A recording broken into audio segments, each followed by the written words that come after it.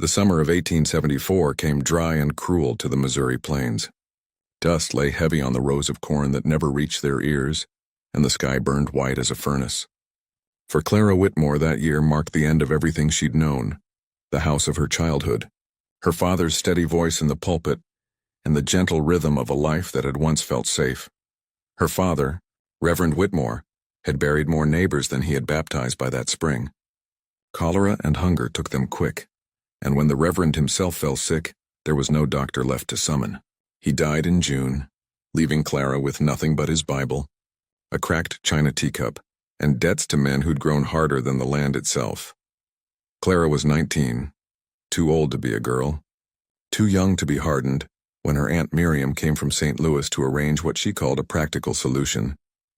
"A girl alone can't make a life out here," she said, fanning herself with a church bulletin. "There's a paper in town, the Matrimonial Gazette.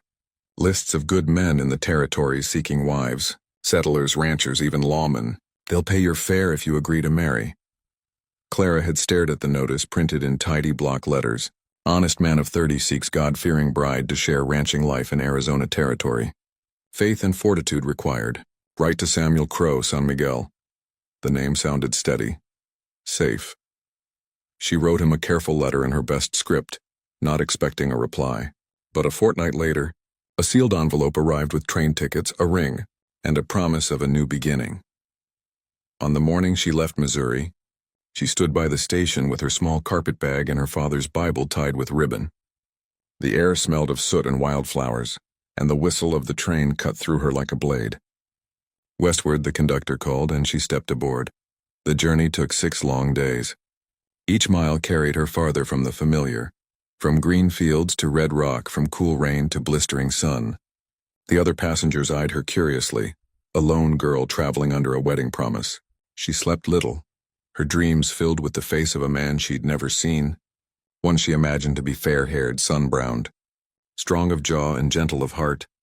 When the train hissed to a stop at San Miguel Station, the land outside the window took her breath away. It wasn't land at all, but flame and stone, vast mesas rising like ancient temples, cacti standing guard, the air humming with heat and silence. She stepped down in her pale blue dress, clutching the photograph that had been sent, a faint likeness of a man in a wide hat, with a mustache and the ghost of a smile. But as she scanned the station platform, no man in a hat approached her. Instead, the sheriff himself came forward. "You, Miss Whitmore?" he asked, removing his hat. "There's a man waiting outside town for you. Calls himself Samuel Crow." Her heart steadied. "My fiancé," she said, though the word caught strangely in her throat. The sheriff looked uneasy. "He ain't what most around here would call a settler. But he's a decent man by all I know." Confusion pricked at her. "What do you mean?" "You'll see." A wagon waited beyond the station, drawn by 2 lean Mustangs. The driver was a young Apache boy, his black hair tied back with leather. He said nothing, only motioned for her to climb in. They rode in silence, the town fading behind them, replaced by open desert. By the time the sun leaned low and red over the horizon, she saw smoke curling from a cluster of lodges in the valley. Her pulse quickened. "Where are we going?" she asked. The boy only said, "To Nantan Lobo, Samuel Crow." The name struck her like thunder. Apache. Her hands clenched the seat. There must be a mistake. "I was to marry a white settler." When they arrived, the boy helped her down. Warriors stood around the campfire, their eyes sharp and unreadable. Then one man stepped forward, tall, broad-shouldered, with a scar down one cheek and eyes the color of storm clouds. He wore no hat, only long dark hair bound with copper beads. He spoke quietly, his English measured but fluent. "You are Clara Whitmore," she swallowed hard. "I came to marry Samuel Crow." He nodded once. "That is my name among your people." The world seemed to tilt beneath her. You deceived me." His gaze didn't waver. "The letter was written by my friend, the interpreter. We made a promise for peace. The white settlers fear us. They trust more when one of us takes a white wife. It was not meant to shame you." She took a trembling step back. "You can't mean to go through with this." "I must," he said simply. "The treaty depends on it. So do lives, mine and my people's." Tears stung her eyes. "And what of my life?" He looked at her then, truly looked, and something in his face softened. You are free to choose, but if you refuse, the treaty breaks and blood will come again. I would not force you, yet if you stay, I will honor you as my wife." The ceremony that followed was simple. The Apache elders spoke words in their tongue. The sheriff and 2 settlers served as witnesses, and Clara stood silent, her heart a storm of anger, fear, and strange awe. The man beside her, her husband, never touched her, never spoke above a whisper. When it was done, he placed a hand over his heart and said, "From this day you are called White Dove, my people will protect you." That night, under the blaze of 1,000 desert stars, she sat alone by the fire, listening to the wind rush through the canyons. Her husband approached quietly, a wrapped bundle in his hands. "This is for you," he said, setting it before her. A small wooden box carved with unfamiliar symbols. A wedding gift. She brushed her fingers over the smooth lid. "What's inside?" He gave a faint smile. "You will know when the time is right." Then he turned and walked away, leaving her with the firelight and the distant echo of drums. She lifted the box, hearing nothing within, feeling its mysterious weight. Somewhere in that wild crimson land, something in her began to shift, the first crack in the wall between fear and fate. And though she would not admit it, Clara Whitmore of Missouri felt the desert's heartbeat inside her own. The dawn after her wedding rose soft and red over the Apache camp, painting the canyon walls with fire. Smoke from the morning fires curled upward, carrying the smell of sage and mesquite. Clara sat outside the lodge she'd been given, a rounded shelter of woven reeds and clay, feeling the weight of her new life settle like sand in her chest. She had slept little. Every sound of the night had been strange. The cry of coyotes, the faraway chanting, the rhythm of drums that seemed to echo through the ground itself. When she finally opened her eyes at dawn, she was startled to find that her husband, Nantan Lobo, or Samuel Crow as the whites knew him, was gone. Only his blanket lay folded neatly beside hers, a quiet sign of courtesy. It wasn't what she expected from a man of war. When he returned, he carried a basin of cool water and a folded blanket embroidered with geometric symbols. "You should wash," he said in his calm, low voice. "The day will be hot." Clara hesitated before nodding, murmuring thanks. He set the basin down without looking directly at her, then straightened and spoke again. "You will meet my people today. Some will not like you. They do not trust easily, but if you walk with respect, they will see." "I don't belong here," she whispered, though part of her wondered if saying so would make any difference. He met her eyes, gray and unflinching. "Neither did my mother once," she frowned. "Your mother?" She was half white, he said quietly. "Taken from a settlement near Tucson when she was a girl. But she stayed. She learned our ways. When she died, our people said her spirit rides with the hawks." Clara didn't know what to say. In his words there was no bitterness, only a deep old sadness that felt like the desert itself. That day she followed him through the camp, where women ground maize and children ran barefoot among the lodges. The men watched her in silence, not cruelly but warily, as one might watch a creature from another world. She caught glimpses of herself in their eyes, pale, stiff-backed, foreign. A few women approached, offering her woven bread and soft smiles. One, older and lined with years, touched Clara's hand gently. "White Dove," she said in halting English. "You strong. He choose well." Clara looked to Nantan in confusion. He translated softly. "She says you have a brave heart." A strange warmth stirred in her then. Not love. Not yet, but something that eased the fear a little. As days passed, she learned more of the man called Samuel Crow. He was not just a warrior, but a trader, dealing horses, hides, and silver with nearby towns. He could read and write, spoke English, Spanish, and Apache alike. When he rode into San Miguel, even the sheriff tipped his hat. Once she asked him why he had chosen the name Samuel Crow. He smiled faintly. "My white teacher gave it to me when I was a boy. He said the crow is clever. He survives what others cannot. I took it for my own." "You had a teacher?" He nodded. "A missionary. Before your people burned his mission, he taught me words. Words can build bridges," he said. "I have tried to remember that."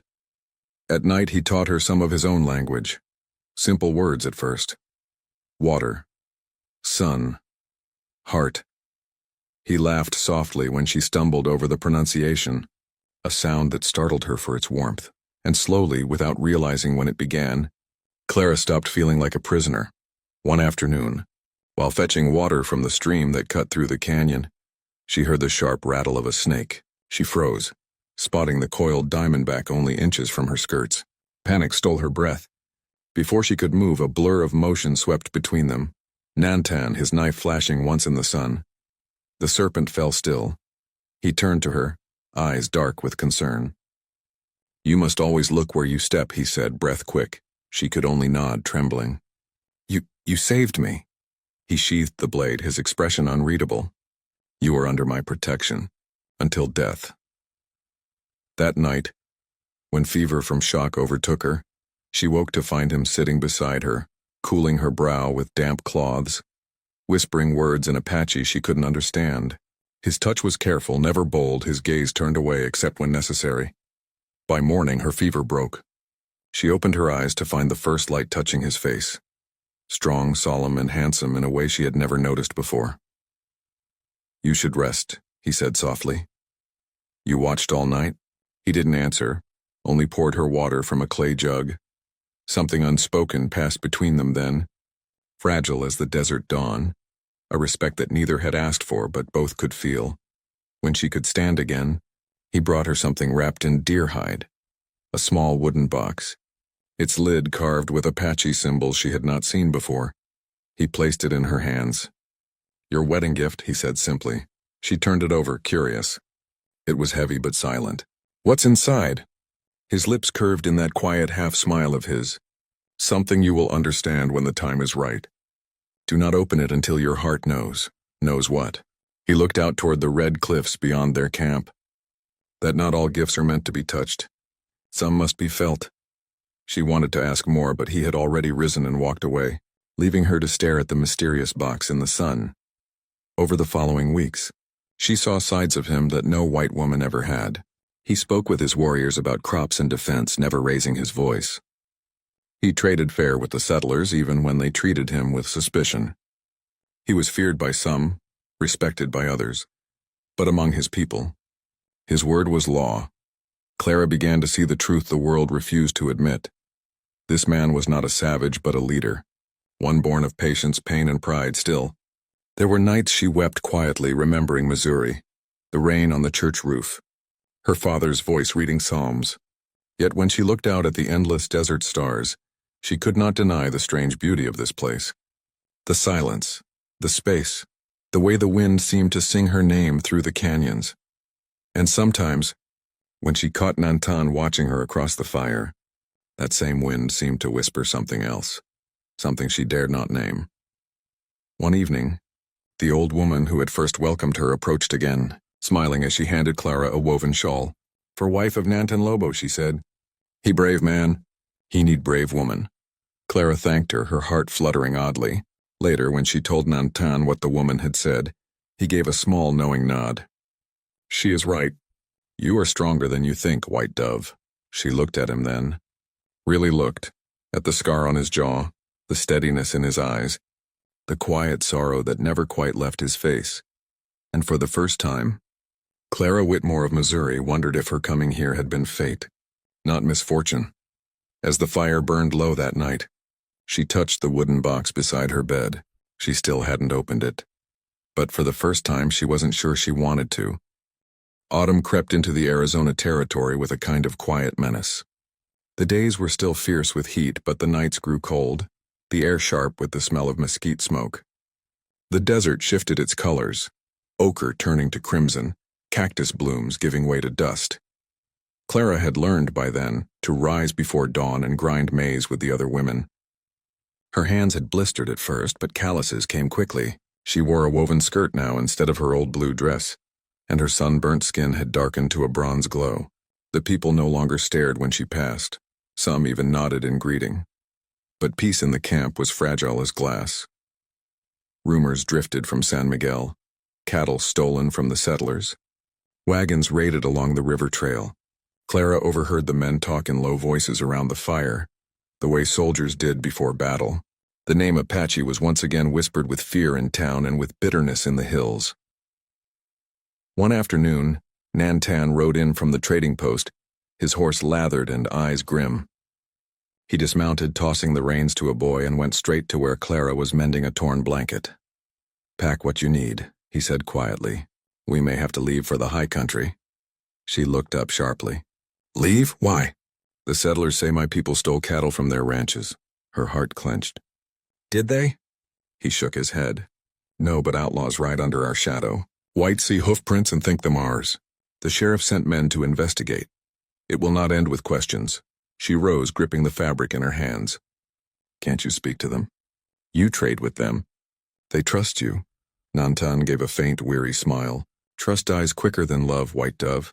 That night fires burned higher and sentries doubled their watch. Clara lay awake, listening to the distant cry of coyotes and the whisper of drums. Fear and sorrow twisted together inside her, not just for herself, but for the people she had come to understand, if not yet call her own. By morning, she made a decision. When Nantan saddled his horse to ride to San Miguel, she stepped in front of him. "I'm coming with you," she said firmly. His brows furrowed. "No, it's dangerous. The whites may not see you as one of them now." "Then let them see me as your wife," she said. "Maybe that will remind them that we are not enemies." For a moment he stared at her, then nodded once. "Very well, but you stay close." They rode through the desert together, he on his painted stallion, she on a smaller bay mare. The air shimmered with heat. From a distance, San Miguel looked peaceful, but as they drew closer, Clara saw men gathered by the saloon, rifles slung across their shoulders. The sheriff stepped forward, looking startled to see her. "Miss Whitmore," he began, then caught himself. "Mrs. Crow." Clara dismounted and faced him squarely. "You know my husband is an honest man, Sheriff." "Tell them so." The sheriff's eyes shifted nervously. "It ain't that simple, ma'am. Some folks say they seen Apaches near the Murphy Ranch the night the cattle went missing. And some folks will see what they want to see," she replied, her voice firm as steel. "Do you have proof?" He hesitated, and in that silence the crowd began to murmur. A rancher spat in the dirt. "Proof? We don't need it. You bring savages into our towns, you get blood?" Nantan's gaze didn't waver. "If you seek blood," he said quietly, "look to the men who profit from it." The tension snapped like a whip. The sheriff barked for calm, but the hatred in the air was thick. Clara felt it pressing against her chest, and the fear, the fury, the ignorance. She stepped forward, her heart pounding. "If you harm this man," she said, her voice ringing clear, "you'll answer to me. He is my husband, and I will stand with him." The words stunned everyone, even Nantan. A hush fell. After a long moment, the sheriff cleared his throat. "All right," he said roughly. "No one's hanging anyone today. But keep your people clear of town, Crow. Tensions are high." Nantan nodded once, and the two of them rode out. Only when they were miles from the settlement did Clara release the breath she'd been holding. "You shouldn't have done that," Nantan said quietly. "They could have turned on you." "I couldn't just stand there," she said, her voice trembling. "I couldn't let them talk about you that way. You've done nothing but protect me." He looked at her then, long and searching. "You spoke like a warrior." She gave a shaky smile. "Or maybe just a wife who's tired of being afraid." That night, back at camp, the air between them felt different. Charged, like lightning waiting to strike. As they sat by the fire, he handed her a cup of sweet cactus wine. The flames danced across his face, softening his features. "Why did you defend me, White Dove?" he asked. She met his gaze.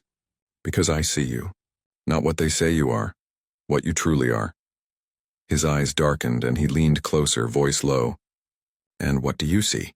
Her breath caught. "A man who carries more honor in silence than most do in words." He smiled faintly, then looked toward the fire. "You are brave, Clara Whitmore. Too brave for this world, maybe." The silence that followed was thick with things neither dared to speak, and in that stillness she realized that the fear she once felt for him had turned to something far more dangerous. Trust. Days passed. Peace held, but barely. Then one moonless night, chaos came roaring back. Clara woke to the smell of smoke and the sound of shouting. The camp was burning, lodges aflame, horses screaming in terror. Gunshots cracked through the night. She stumbled out of her hut to see masked riders storming the camp, torches in hand. "Nantan," she screamed. He appeared through the smoke, firing his rifle with deadly precision. "Get back," he shouted. "Hide!" But before she could move, a blast threw her to the ground. The world spun, fire licking the edges of her vision. When she came to, the camp was chaos. Warriors fighting back with bows and rifles, women dragging children to safety. Nantan was surrounded. 3 outlaws bore down on him, one striking him across the head with a rifle butt. He fell dazed, blood streaking his temple. "Leave him," she cried, running forward, but a hand seized her arm. It was the old woman, the one who had called her brave. "No, White Dove," she said fiercely. "If you die, hope dies too." The words burned. Clara looked once more toward Nantan, bound, being dragged toward the canyon, and made a choice that tore her soul in two. She ran. Through the smoke and the screams, she fled into the desert, clutching only one thing: the small wooden box he had given her. She didn't know where she was going, only that she couldn't let it fall into their hands. By dawn, she collapsed beneath a sandstone arch, her dress torn, her throat raw from dust. The horizon flamed with sunrise. She pulled the box from her satchel and held it to her chest, weeping. Inside that simple carving lay the last piece of him she had left. She pressed her forehead against it and whispered, "Please, God, don't let that be the end." And as the wind rose through the canyon, carrying with it the smell of smoke and blood, Clara Whitmore vowed she would not rest until she found her husband again, no matter how far she had to ride. The desert at dawn was a cruel kind of beautiful, quiet as death, vast as eternity. The sun rose over the jagged horizon like molten gold, spilling across the sand and stone, touching the world with fire. Clara Whitmore lay beneath a crooked mesquite tree, her face streaked with soot and tears, her heart pounding with one terrible truth: Nantan was gone. Captured, bound, dragged away by men who saw him not as a husband or a man, but a savage worth hanging. She sat up, her throat dry and burning. The wind carried faint echoes of hooves, distant, fading westward. They were taking him to San Miguel, she realized. The same town that had spat his name like poison, the same town she had defended him in. The sheriff might mean well, but those outlaws were no deputies. They were killers for hire, paid to finish what the settlers had started, and she was the only one who could stop them. Clara stood shakily, dust clinging to her torn skirt. Around her neck hung the silver crucifix her father had given her, tarnished now, but still shining faintly in the light. She pressed it once to her lips. "I won't lose him," she whispered to the wind. "Not like this." Her mare, frightened and scraped from the night's chaos, stood tethered nearby, still trembling. Clara soothed her with a trembling hand. "We're going to find him, girl. We're going to bring him home." She saddled. The horse, with what little strength she had left, tied the wooden box tightly to her satchel and turned toward the open desert. The ride was agony. The land stretched endless before her. Red mesas, dry riverbeds, scattered sage. Heat shimmered off the sand in waves that twisted the air like smoke. But Clara rode on, guided only by instinct and the tracks she could still faintly see. Hoofprints cutting across the wash. Each mile seemed to strip her of another piece of the girl she once was, the preacher's daughter from Missouri, the frightened bride who had stepped off the train in a blue dress. What remained was harder, leaner, and carved by the desert itself. By midday the sun was merciless. Her lips cracked, her throat burned, her body screamed for rest. She shaded her eyes and spotted movement in the distance, a column of black smoke rising beyond the canyon rim. Campfire, she thought, or worse. Cautiously she rode closer, the mare's hooves whispering over sand and stone. As she reached the crest of a ridge, she saw them. 5 riders gathered near a cluster of rocks, their horses tethered, rifles glinting in the sun, and tied to a post at the camp's edge and beaten, bloodied but alive, was Nantan. Her heart nearly stopped. She slid from her horse and crouched behind a boulder, watching. The outlaws were drinking, laughing. One tossed a tin cup into the fire. Another paced near Nantan, jeering. "Filthy Apache," the man spat. "You thought you could outsmart us? We'll fetch a good price for your scalp." Nantan said nothing. His head hung low, blood streaking down one cheek. Yet even in defeat he held himself with the quiet dignity that had first unsettled her. Clara's hands shook. She had no weapon, only her courage and the wooden box still strapped to her side. She looked at it now, desperate. It had been his gift, sealed since their wedding night. Something in her heart whispered, now. With trembling fingers, she untied the cord and lifted the lid.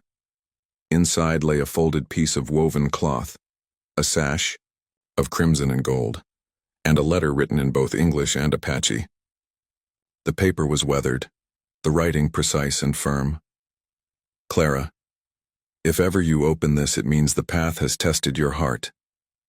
You are free, free to leave me and return to your world, or free to stay and make this one your own. I will never bind you, not in body or spirit. This cloth is the mark of a wife among my people, but you may wear it only if you choose me, not from duty but from love. Nantan Lobo, Samuel Crow. Tears blurred the words. For so long she had thought the box a mystery meant to control her, when all along it had been the opposite. A vow of freedom, a gift of choice. Her breath shuddered out. You fool, she whispered, smiling through tears. You noble, impossible man. Something fierce and new ignited in her chest. Love, clear, bright, and burning as the desert sun. She tore a strip from her skirt, tied the crimson sash across her shoulders, and looked toward the camp. I'm coming, Nantan, she whispered. Then she mounted her horse and rode down into the canyon like a ghost from the sun. The first outlaw saw her too late. She charged through their camp, scattering their horses with a scream that made the desert echo. Her mare struck one man square in the chest, sending him sprawling. Clara snatched up his dropped rifle and fired, the report splitting the silence. Nantan's head jerked up. Clara! She galloped toward him, bullets whining past her ears. One outlaw lunged at her. She swung the rifle butt hard, sending him tumbling into the fire. Flames roared. Nantan, though half-conscious, managed to twist against his bindings. Cut me loose, he shouted. She slid from the saddle and slashed at the ropes with a knife she'd taken from the fallen man. The last outlaw raised his gun, but before he could fire, a war cry split the air. From the ridges above came the thunder of hooves. Nantan's brother, Tosa, led a small band of Apache riders down the slope, arrows whistling. The outlaws scattered, overwhelmed. In the chaos, Nantan pulled Clara behind a rock, shielding her with his body. Are you hurt? He asked, voice raw. She shook her head, tears streaking her dust-stained cheeks. No, but I'm all right. He looked at her then, seeing the crimson sash tied over her shoulder. His breath caught. You opened it, she nodded, voice trembling. I chose you, Nantan. I choose you still. For a moment everything fell away. The gunfire, the smoke, the world. There was only his gaze, fierce and full of wonder. When the fighting ended, Tosa dismounted and approached, blood on his arm, a grin splitting his face. You have brave woman, brother, he said in Apache. She rides like the storm. Nantan smiled faintly. Like the storm and the dawn. Clara leaned against him, her body finally giving way to exhaustion. His arm wrapped around her, steady and strong. As the last flames died and the wind cooled the canyon, she whispered, I thought I'd lost you. You can never lose what rides within your heart, he murmured. She looked up at him, eyes shining. Then promise me you'll never ride alone again. He brushed a thumb across her cheek, gentle as the desert wind. Not while you breathe, white dove. They left the canyon at sunset, the sky bleeding gold and crimson, the same colors as the sash she wore. Behind them, the tracks of battle faded into dust. Ahead, the road wound back toward home, toward their people, their peace, and whatever future they could carve from the wilderness. That night, as they made camp beneath a starlit sky, Clara lay beside him, her head on his shoulder, the fire crackling low. Your gift, she whispered. It wasn't just freedom, was it? He smiled softly. No, it was my heart, given to the one woman strong enough to carry it. And as the desert winds sighed through the canyon, carrying the scent of smoke, and promise, Clara knew she had found not only her husband but her destiny. Weeks passed before the desert knew peace again. The smoke from that fateful battle drifted away, leaving only the faint scars of fire on the canyon walls, black reminders of hatred that had burned and died in the dust. Nantan Lobo healed slowly. The wound on his shoulder turned to a pale scar, and though his strength returned, his movements carried the quiet caution of a man who had looked death in the eye and come back. Clara never left his side. Each day she helped the women rebuild the lodges, mended hides, and carried water from the river. The people no longer looked at her with suspicion.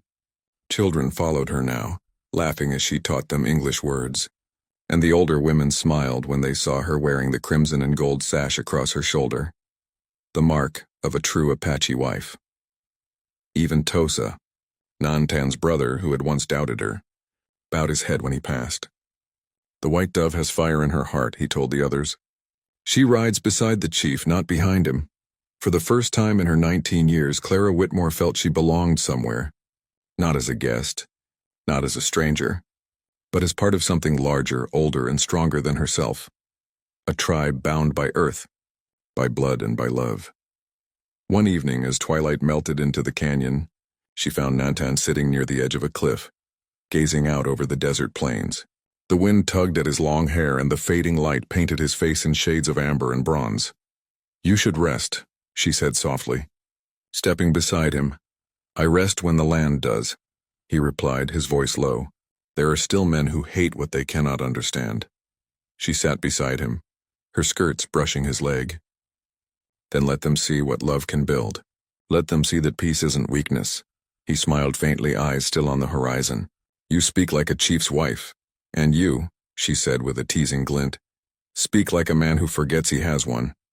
He laughed, a quiet rumbling sound she had come to love. "Perhaps I do." They fell into comfortable silence then, the kind that comes only when two hearts beat in the same rhythm. Below them, the desert stretched vast and endless, the last light glinting off the distant river like silver. "I have something for you," he said suddenly.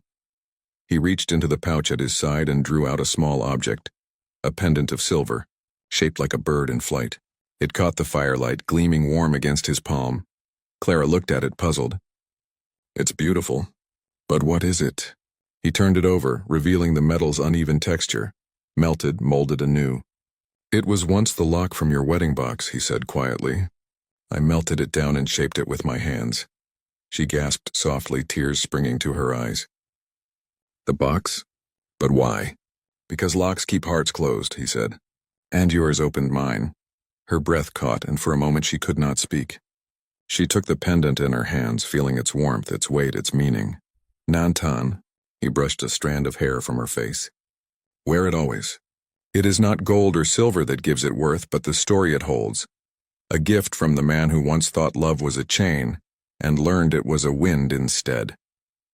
Her throat ached with emotion. "And what of me? What do I give in return?" He smiled softly. "You've already given it. You stayed." The wind shifted then, carrying the scent of rain, a rare blessing in the desert. Far off, thunder rolled like the drumbeat of the earth itself. Clara rose and looked toward the horizon where clouds gathered in dark folds. "Rain," she whispered. "It's coming." Nantan stood and wrapped an arm around her waist. "The land drinks and life begins again." When the storm broke, the tribe rejoiced. Men lifted their faces to the sky, women sang, children danced barefoot in the red mud. Clara laughed among them, the rain soaking her hair, her skirt, her skin. She felt alive, more alive than she had ever been in Missouri, more than she had ever been in the narrow pews of her father's church. And in that laughter, in that storm, she understood what her marriage truly was. Not a contract of survival, but a covenant written by the wind, sealed by the rain. The months that followed brought change beyond the canyon. Word of the Apache woman, the white bride who had defended her husband in front of an armed crowd, spread through the towns. The story softened hearts little by little. When spring came, the sheriff of San Miguel rode to the camp with a small escort. He dismounted and approached Nantan with an awkward bow. "Crow," he said, "we've drawn up new trade terms with the ranchers. I reckon it's time we ended this fightin' for good. You'll have safe passage to town, and fair pay for your horses." Nantan studied the man, then offered his hand. "And your people will have safe passage here. No blood for blood." The sheriff nodded, then turned to Clara.